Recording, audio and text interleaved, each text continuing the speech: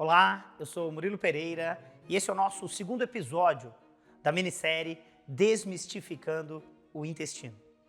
Hoje, a abordagem é sobre disbiose, um termo esdrúxulo, no entanto, extremamente importante.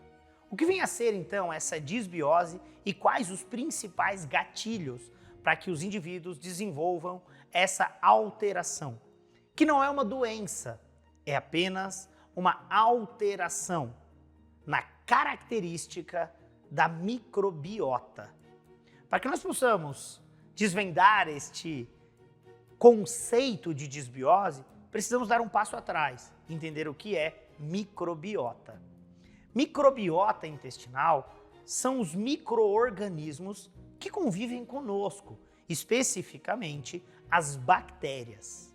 Então, disbiose é uma alteração qualitativa ou quantitativa na microbiota intestinal. Uma alteração nesses micro-organismos que convivem conosco, que convivem em eubiose ou simbiose. Nós vivemos em um equilíbrio com os micro-organismos que habitam o nosso corpo. Nós temos micro-organismos na nossa pele, nós temos micro-organismos no couro cabeludo, na cavidade nasal, no pavilhão auditivo, na boca. São micro-organismos comensais, eles estão junto conosco. Da mesma forma que em um oceano existe um grande predador, como um tubarão, e em comensalismo vive com ele a rêmora, que é aquele peixe piloto que fica logo abaixo do tubarão, que vive em um equilíbrio.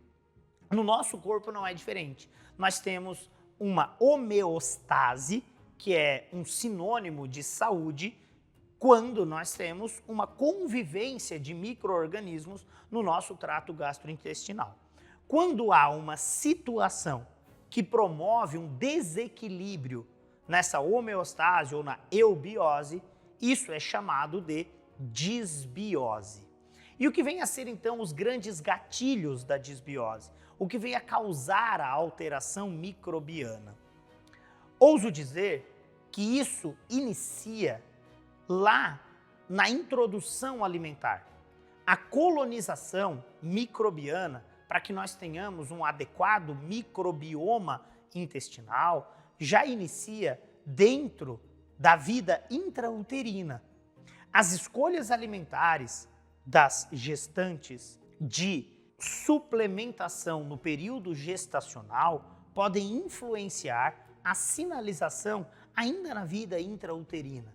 Em 2012, um grupo de pesquisadores apresenta ao mundo uma revisão sistemática em que eles demonstram que uma utilização de probióticos no período gestacional faz com que o bebê tenha um equilíbrio no fenótipo imunológico e metabólico, ou seja, intervenções ainda dentro da vida intrauterina na mãe fazem com que tenha um equilíbrio imunológico e metabólico no bebê. A partir do momento em que há o nascimento, nós temos uma ligação deste bebê com o meio externo. Isso acontece pela pele ou pela cavidade oral. Quando há um estímulo à amamentação, nós temos micro-organismos que começam a ser veiculados para esse bebê e também substratos alimentares que vão garantir um crescimento deste bebê, partindo de 2, 3 quilos para 10 quilos em um ano. Ou seja, esse bebê precisa de uma adequada oferta de macronutrientes e micronutrientes, bem como de uma sinalização do GALT, que é o tecido linfóide associado ao intestino. E os micro-organismos são responsáveis por esta sinalização do GALT. As células dendríticas, quando percebem no lúmen intestinal MUMPs, padrões moleculares associados a micro-organismos, desperta uma reação que vai fazer com que nós tenhamos uma síntese por células TREG, células T reguladoras, de interleucina 10 e TGF-beta, especificamente TGF-beta 2. tanto o TGF-beta2 quanto a interleucina 10 farão com que nós tenhamos mais maturidade do epitélio intestinal nestas crianças. E a renovação tecidual nesse epitélio é fundamental para que nós tenhamos menos complicações no início da vida. Em 2012, as pesquisas científicas randomizadas, controladas, foram compiladas por um grupo de pesquisadores em uma meta-análise. E eles avaliaram a importância da utilização de probióticos no início da vida.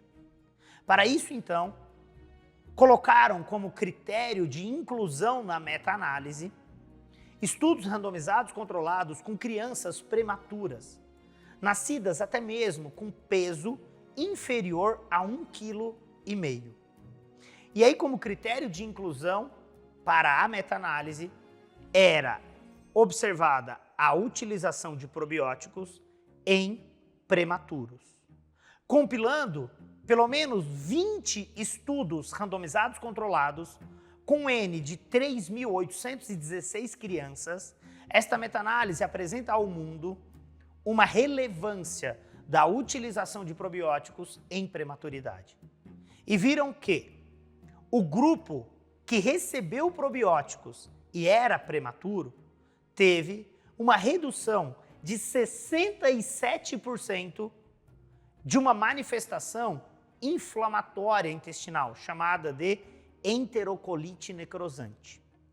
E nesta mesma meta-análise, quando avaliado o índice de mortalidade destas crianças, o grupo que recebeu probióticos teve uma considerável redução da mortalidade, em torno de 40% menos mortalidade. Então, em 2012, nós tivemos uma grande notícia. A exposição a micro-organismos probióticos no início da vida, mesmo na prematuridade, diminui em até 67% o índice de enterocolite necrosante e em até 40% o índice de mortalidade destas crianças. Corroborando para essa informação que eu acabei de explicar, que o reconhecimento pelas células dendríticas de fragmentos de bactérias, como MAMPs, padrões moleculares associados a micro-organismos, estimula TGF-beta, que promove mais maturidade do epitélio, e a interleucina 10, com um efeito antagônico às citocinas inflamatórias que promovem uma ativação da via inflamatória chamada de TH17.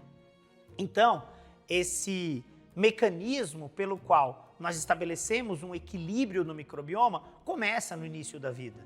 Ouso dizer que o tipo de parto também influencia e que um parto vaginal vai fazer com que esse bebê tenha um contato com o microbioma desta mãe, que se tiver em equilíbrio, é excelente para já garantir uma oferta de micro-organismos, seja pelas vias aéreas, cavidade oral, pela pele.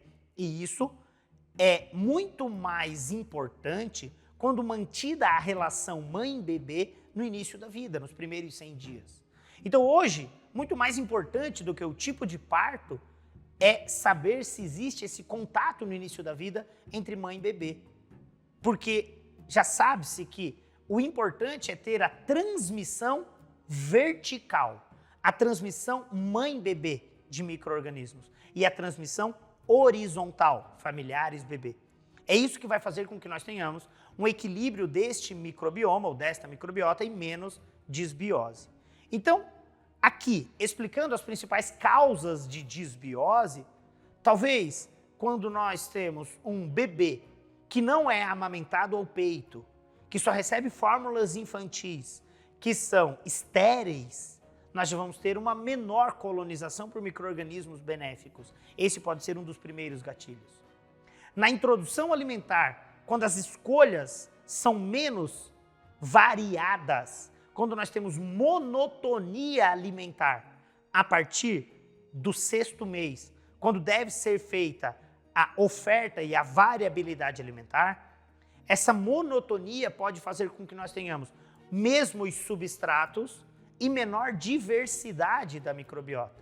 E que quando essa introdução alimentar é feita com alimentos ultraprocessados, nós temos adicionados aos alimentos ultraprocessados antimicrobianos. Antimicrobianos que são adicionados aos alimentos ultraprocessados para aumentar o shelf life, a vida de prateleira deste alimento. E o efeito residual desses compostos antimicrobianos pode influenciar a nossa microbiota comensal. A partir daí, a alimentação de padrão ocidental, chamada de dieta de padrão ocidental, ou uma dieta de lanchonete, ou essa dieta americanizada, vai fazer com que nós tenhamos substratos alimentares que podem favorecer uma sobrevivência de micro-organismos que vai utilizar esses substratos, excessos de açúcares, excesso de gordura saturada, proteínas mal digeridas, porque as pessoas engolem as comidas e não respeitam o processo fisiológico da digestão e absorção. Isso tudo pode influenciar como causa da disbiose. Além disso, processos infecciosos intestinais, ingestão de agentes antimicrobianos, utilização farmacológica de compostos antimicrobianos com efeito colateral intestinal podem devastar esta microbiota, e uma disbiose não é só a sobrevivência de bactérias ruins, é a falta de bactérias boas também. Então, disbiose é uma alteração qualitativa ou quantitativa da microbiota, ao ponto que uma dieta que é monótona pode diminuir a diversidade, não alterando quantidade, e sim qualidade. Por isso, disbiose quantitativa ou qualitativa. Já o uso de antimicrobianos de forma indiscriminada em uma criança que tem repetidas ites, otites, amidalites, rinites, essa utilização indiscriminada de antimicrobianos pode fazer com que nós tenhamos uma alteração na quantidade de bactérias. E a falta de também é chamada de disbiose.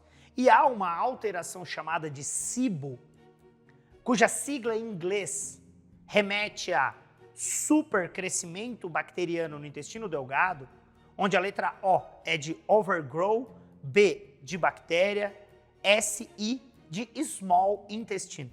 Então, o supercrescimento bacteriano no intestino delgado também é uma disbiose quantitativa. Aumenta o número de micro-organismos no intestino delgado. E isso pode acontecer pelo uso, por exemplo, indiscriminado de inibidores da bomba de prótons, que, por sua vez, diminuem a digestibilidade gástrica em pH ácido. E a chegada de alimentos menos digeridos no intestino delgado, normalmente empurrados, entre aspas, com refrigerantes, faz com que nós tenhamos uma alteração de pH, porque há um menor estímulo da célula S, uma menor liberação de bicarbonato pelo pâncreas, pela indução das células centrocinares, faz com que tenha uma alteração nesse pH no intestino delgado e, por isso, um supercrescimento bacteriano de bactérias fermentadoras que fermentarão esses açúcares e haverá concomitante uma menor digestibilidade proteica. E a menor digestibilidade proteica vai fazer com que nós tenhamos no intestino grosso uma chegada de proteínas mal digeridas que não foram absorvidas. E essas proteínas mal digeridas no intestino grosso promovem uma alteração também disbiótica nesse intestino grosso. E o intestino grosso com disbiose vai fazer com que nós tenhamos mais degradação proteica no intestino grosso. Isso é chamado de mecanismo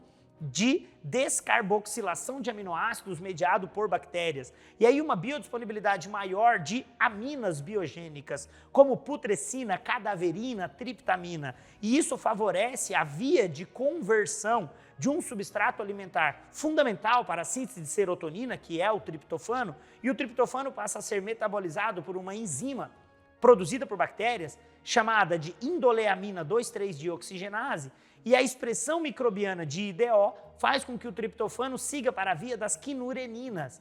E aí então, quando nós temos excremento fecal mais fétido, com mais putrescina, cadaverina, triptamina, há uma maior vulnerabilidade à transformação do triptofano em quinureninas, e isso pode gerar mais excitação no sistema nervoso central, alterações comportamentais.